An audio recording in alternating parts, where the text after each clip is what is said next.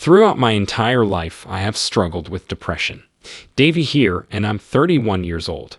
3 years ago, I tried to end my life by injecting myself with a fatal amount of narcotics. Even though the idea was a bust, I couldn't let go of it. Like any other night, I spent the entire night dwelling on how awful I was. My life had become a habit of seeming happy during the day and crying alone at night. Why not just end it now? I thought to myself as the pain was so immediate and strong. Medication was something I had been putting aside for months, hoping to finally summon the courage to try again. On this particular night, it felt like the world was collapsing around me. As my heart hurt and my thoughts got worse, it seemed like the only way out. The walls were lit up by the shadows cast by my lamp's dim light as I sat on the edge of my bed. In the dead silence, I could hardly make out my own anxious breathing. Removing the pill bottle from its nightstand and fixing my trembling eyes on it, my hands trembled. I was really worried that the rapid heartbeat may cause my heart to burst. I poured the tablets into my hand and took a long breath while I drank from the bottle. Even though they didn't amount to much and seemed harmless, they were actually holding the key to freedom. I downed each one slowly, using whiskey to dull the ache in my throat and distract myself from the chaos in my head. As I lay back and relaxed, I felt a strange calmness. This was it. By closing my eyes, I waited for the chaos to subside. In contrast to falling asleep, though, something else occurred. My eyesight blurred, my heart raced, and terror set in. When I tried to rise up and ask for help, my body just wouldn't cooperate. Ensnared and helpless, I felt trapped. Darkness enveloped the screen thereafter. When I awoke, I was in a completely different room from where I had been sleeping. I discovered myself in this huge vacant space illuminated by a brilliant bright light.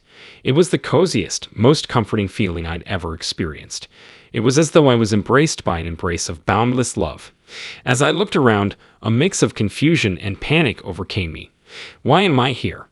Do you think this is real? Has it been true that I have crossed over? Despite my skepticism about paranormal phenomena, I could not deny the reality of what was taking place. A person emerged from the illumination. Warmth and friendliness were radiating from the man. Approaching me, he looked at me sympathetically. "Davy," he whispered softly to himself, "a tremendous amount of pain has been endured by you. Nevertheless, your journey is far from over." I stared at him, bewildered. How did he come up with my name? "Give me the rundown. Who are you?" My voice quivered, but I persisted in asking. He then made the statement, "I'm here to help you understand." In response, "You've carried this burden for an excessive amount of time. The time to go on has come. My darling, you are loved. Beyond your wildest expectations." Tears started to form in my eyes. Loved? How was that even feasible under the current conditions? So much loneliness and inadequacy had always plagued me.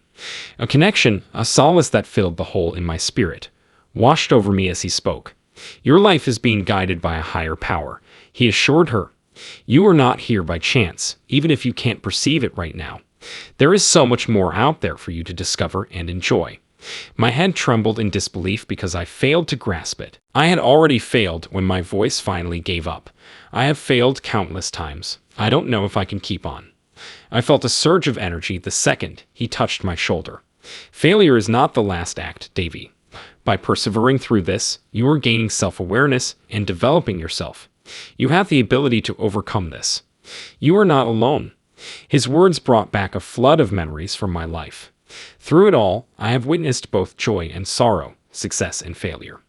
In that room were the faces of everyone who had ever helped, loved, or left me. No matter how low I got, every memory brought back the people I had helped and the impact I had. I realized that I had been unable to appreciate the beauty and generosity around me because of my pain. Because I was so preoccupied with my suffering, I failed to appreciate the good times and the moments of joy. The man's smile seemed like he could read my thoughts. "There will be good times and bad times in your life, Davy. Meaning and complexity are created by the combination. If you accept everything as it is, you will find your way." A change in the light, becoming both brighter and broader, began to occur all around us. It felt like you were transported to a different world, where everything was interconnected and served a purpose. There was a merger with something far larger than myself, and my awareness seemed to be growing. I was whisked away to what looked like a garden after a short trip through the light. Never before had I laid eyes on a garden so lush, vibrant, and full of life. A mesmerizing buzz filled the air, and the colors seemed more alive than in the actual world. It was as if the universe itself was singing. The man who had approached me was only one of many kind persons I met along the road. Some of them looked like people, and others like energy itself. Their smiles and nods of recognition made me feel at ease. "What is this place?" As I inquired, my voice quivered with awe. He or she claimed this to be a sanctuary where people can go to learn and heal. Many travel here in search of solace, wisdom, and a way out of this world's pain. This is a location where people may come back to themselves. It felt like home to my spirit. I came to see that my existence was intricately linked to a vast network of life that beyond our tangible reality. This reality relied on the love I felt, which was more than just a sentiment. As we continued our journey, I believed I saw a library. However, what I saw were illuminated scrolls instead of books. Each scroll contained a wealth of knowledge and wisdom accumulated over a lifetime. I touched the scroll the man had shown me, and it unfolded, revealing details about my life that I had either disregarded or forgotten. I felt a rush of nostalgia for the wonder and innocence of my youth. The highs and lows of my teenage years were visible to me. I was able to recognize my contributions to others' lives even in my lowest moments of self-doubt. With each sight came a hidden meaning, a connection to the cosmos' greater tapestry. "This is your life, Davy," the man whispered gently. "Each and every one of your interactions has contributed to who you are now. Neither time nor pain are frittered away. Every encounter contributes to your personal growth. The scroll revealed me my future, even if it had shown me my past before. Opportunities for healing and love arose as a universe of possibilities unfolded before me. Sharing my story and helping others felt like I was already making a difference. As the vision started to go, I was overcome with a feeling of resolve and purpose.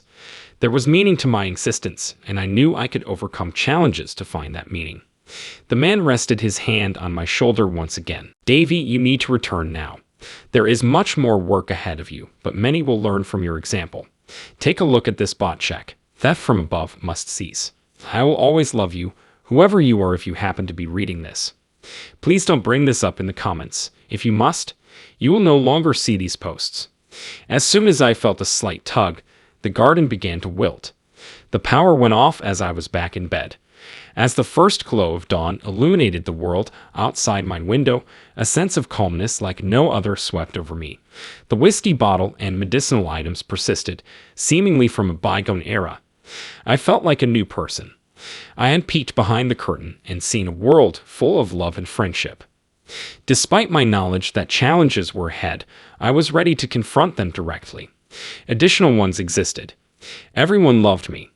In the days and weeks that followed, I sought relief for my depression by reaching out to therapists and support groups. When things got rough, I reconnected with loved ones, shared my story, and let them be there for me. Also, after ignoring my spiritual side for a long time, I started to explore it more. While trying to make sense of what I saw, I found comfort in books on meditation and spirituality. Even though I didn't have all the answers, I was open to suggestions. The recollection of that radiant light and the boundless acceptance and love it bestowed upon me remained a constant source of strength for me. In spite of everything I was going through, it remained a constant in my life, showing me that my existence was not in vain. Gradually, my symptoms began to improve. I found the most joy in life's little pleasures, like being outside and enjoying a sunset or a sunny day with friends. I found new meaning in life when I shared my story to encourage those going through bad times and let them know they are not alone. I could still call my life what it was, far from perfect, but mine nonetheless. Being alive was something else for which I was grateful for the first time in a long time. My near-death experience was more than just a fear. It was a chance to start over, looking back on that tragic night. Love, hope, and a better future abundantly pepper one's existence. I still don't understand what occurs when we die. I know there's more to life than meets the eye.